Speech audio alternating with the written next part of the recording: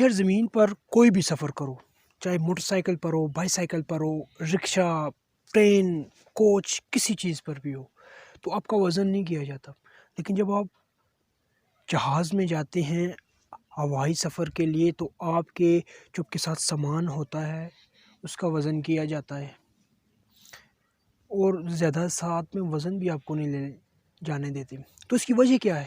اڑنے کے لیے ہلکا ہونا پڑتا ہے. کس طرح ہلکا ہونا پڑتا ہے کہ اب کا جو انہوں نے وہ لمٹ طے کی ہوئی ہے کہ یار اتنا سامان ہوگا تو ہم آپ کو اڑنے کی اجازت دے دیں گے، اتنا سامان ہوگا تو ساتھ جانے کی اجازت آپ کو دی جائے گی. تو یہی بات ہوتی ہے کہ آپ اور میں اگر کامیاب ہونا چاہتے ہیں، اگر بلندیوں پر پہنچنا چاہتے ہیں، خود کو ہلکا کرنا پڑے گا.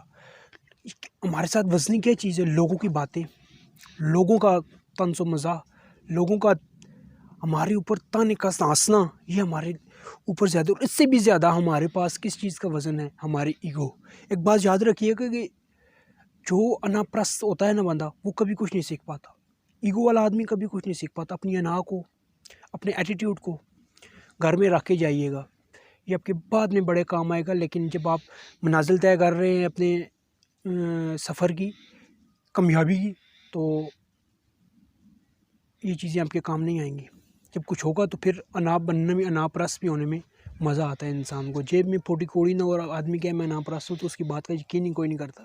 تو بات یاد رکھیے گا کہ ہلکے ہوں، ان لوگوں کی باتوں کو بالکل سائڈ پہ کر دیں، اپنی انا کو گھر چھوڑ کے جائیں، اپنے ایٹیٹیوڈ کو، اپنے غرور و تکبر کو بیگ میں ڈال کے پیچھے چھوڑ کے چلے جائیں، اور ہلکے ہوں اور اڑان بھریں اپنی کامیابی کے لیے.